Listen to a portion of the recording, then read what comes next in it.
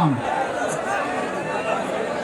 এবং সম্মানিত দিনী বন্ধুগণ, আপনারা সবাই কেমন আছেন? আলহামদুলিল্লাহ রাব্বিল আলামিন, والصلاة والسلام على رسوله الكريم وعلى آله রাব্বুল ইজ্জত আমাকে আপনাদের সামনে এমন একটি বরকতময় মঞ্চে আজ হাজির হওয়ার তৌফিক দান করেছেন। আলহামদুলিল্লাহ। মহান রবের দরবারে দোয়া করছি আল্লাহ তাআলা আজকের এই তামাম আয়োজনকে নিজ মেহেরবানিতে তিনি যেন কবুল করে নেন।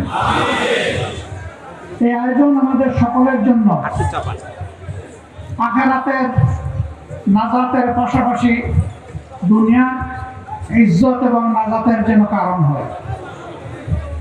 সম্মানিত সুধী মণ্ডলী, ইতিপূর্বে যারা বক্তব্য রেখেছেন তারা সকলেই মূল কথাগুলা আপনাদের সামনে উপস্থাপন করেছেন।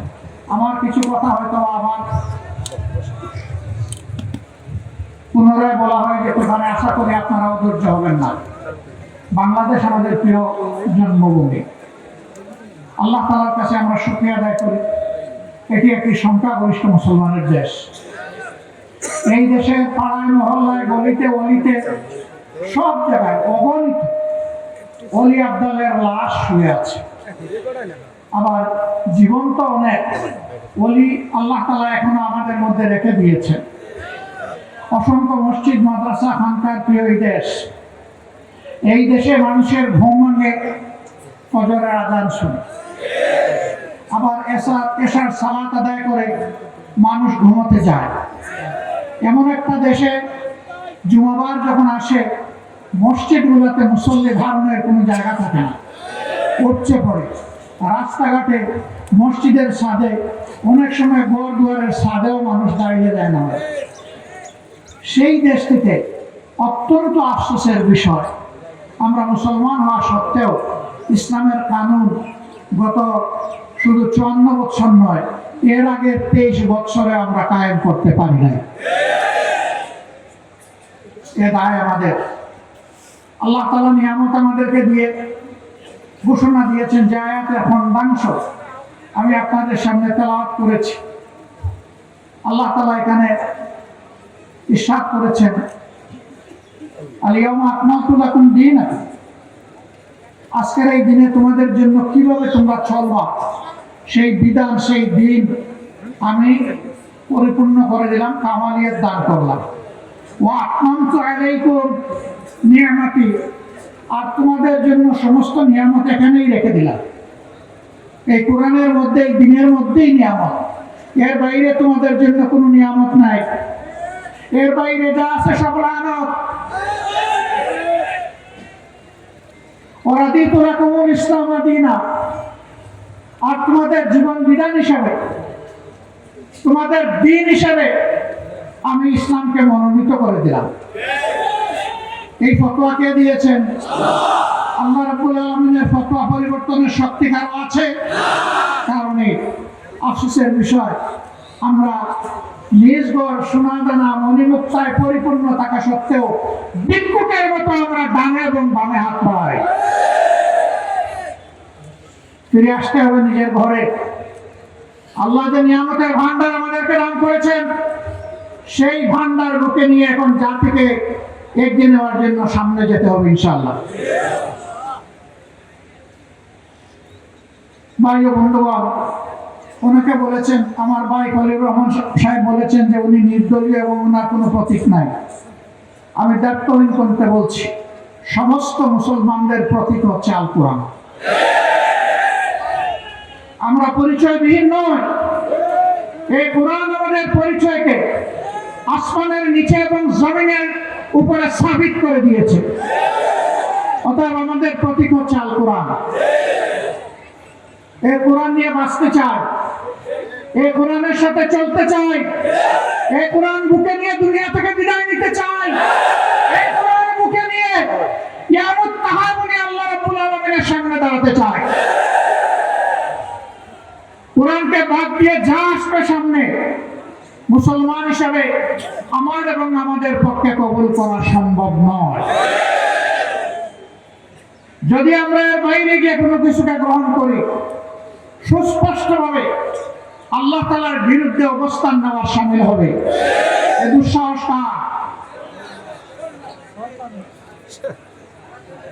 আমরা যখন মসজিদে যাই, এই ধরনের দিনী মাহফিলে যখন আসি, চতুর্দিকে একটা শান্তির পরিবেশ বিরাজ করে, কিন্তু এই মানুষগুলো যখন মসজিদ থেকে মাহফিল থেকে বের হয়, রাস্তায় শান্তি নেই, পরিবারে শান্তি নেই, ব্যবসায় শান্তি নেই, চাকরিতে শান্তি নেই, সমাজে শান্তি নেই, বিশ্বে শান্তি নেই।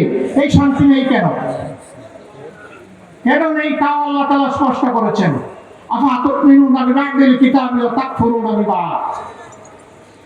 আমি যে কিতাব আল কোরআন তোমাদেরকে দান করেছি, তোমরা কি তার অংশ বিশেষ কবুল করে নিয়েছো, ঈমান এনেছো, আর তোমরা তার অংশ বাদ দিয়ে দিয়েছো, যা তোমাদের ভালো লাগে না। যদি এমন আচরণ হয়, ফামা জাযাউ মান ইয়াফআলু যালিকা মিনকুম, তোমাদের মধ্য থেকে আমার কিতাবের সাথে কিছু গ্রহণ করার আর কিছু বাদ দেওয়ার এই আচরণ যারা করবে, তাদের জন্য আমার পক্ষ থেকে উপহার এর চাইতে বাইরে আর কি থাকতে পারে? ইল্লা হিজয়ুন ফিল হায়াতিদ দুনিয়া। আল্লাহ বলছেন, এই দুনিয়ার জীবনে আমি তাদেরকে লাঞ্ছিত করব, অপদস্থ করব, অপমানিত করব। সেই অপমান আমরা বয়ে বেড়াচ্ছি। এই অপমানের বোঝা আজকে আমরা পায়ের নিচে ফেলে দিতে চাই। এ বোঝা আমরা বহন করব না, এ বোঝা বহন করতে চাই না, বরঞ্চ আল্লাহর নিয়ামত বুকে নিয়ে আমরা চলতে চাই। আজকের এই সম্মেলন তার একটা বাস্তব প্রতিফলন। এখানে ইসলামী এবং দেশপ্রেমিক সংগঠনের নেতৃবৃন্দ আলহামদুলিল্লাহ উপস্থিত। যারা দেশকে ভালোবাসেন, আমি বিশ্বাস করি তারা স্রষ্টাকেও ভালোবাসে। যারা স্রষ্টাকে প্রকৃত অর্থে ভালোবাসতে পারে না, তাদের পক্ষে দেশকেও ভালোবাসা সম্ভব নয়। এই দুই ভালোবাসা মিলেমিশে একাকার। আমাদের সকল ভালোবাসা হোক শুধু আল্লাহ সুবহানাহু ওয়া তাআলার জন্য। এই ভালোবাসা নিয়ে দুনিয়ায় ভালোবাসার সমাজ করতে চাই। এই ভালোবাসা নিয়ে আমরা আল্লাহ তাআলার দরবারে হাজিরা দিতে চাই। আর এই ভালোবাসা বুকে নিয়ে মাবুদের জান্নাতেও আমরা উপস্থিত হতে চাই। সম্মানিত সুধী মণ্ডলী, আগামী নির্বাচনে কাকে ভোট দিবেন, কাকে দিবেন না, খুবই চমৎকারভাবে লিখিত বক্তব্যে সম্মানিত ভাই হযরত মাওলানা খলিলুর রহমান সাহেবের পক্ষে একজন যোগ্য আলিম এখানে পাঠ করেছেন। বিষয় একদম ফকফকা সাফ, এখানে কোনো অস্পষ্টতা নেই। একেবারে হাতে আঙ্গুল দিয়ে দেখিয়ে দেওয়া হয়েছে, শুধু নামটা বাকি আছে। নাম আপনারা কি করবেন? আঙ্গুল সোজা আছে, সিরাতুল মুস্তাকিমে চলবো আমরা ইনশাআল্লাহ। আমাদের এই লড়াই সকল ধরনের জুলুমের বিরুদ্ধে, সকল ফেসিবাদের বিরুদ্ধে, সকল দুর্নীতির বিরুদ্ধে, সকল অপকর্মের বিরুদ্ধে, জাতিকে বিভক্ত করার বিরুদ্ধে এবং জাতিকে অন্য জাতির তাবেদার বানানোর বিরুদ্ধে।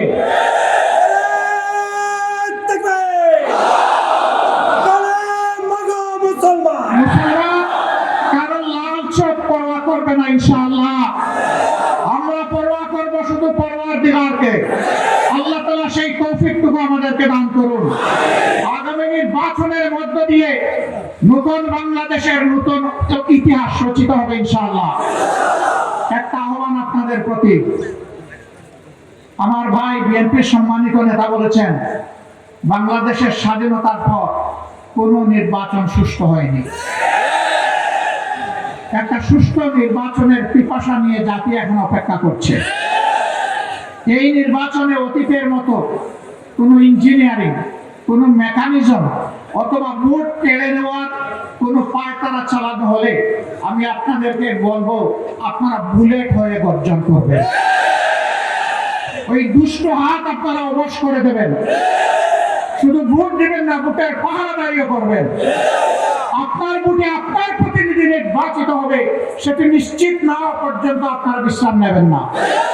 বলবেন যে দায়িত্ব আমাদের দিয়ে আপনারা কি অবসরে যাবেন? না না, আপনাদের সামনে থেকে একসাথে লড়াই করবো ইনশাআল্লাহ। মানুষের অধিকার প্রতিষ্ঠার জন্য এই লড়াই থেকে কেউ আমাদেরকে থামিয়ে রাখতে পারবে না ইনশাআল্লাহ।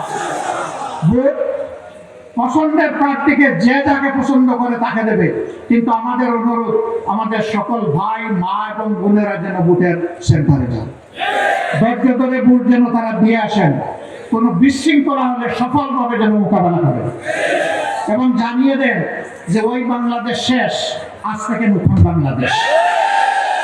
আল্লাহ তাআলা সেই বাংলাদেশ গড়ার তৌফিক আমাদেরকে দান করুন।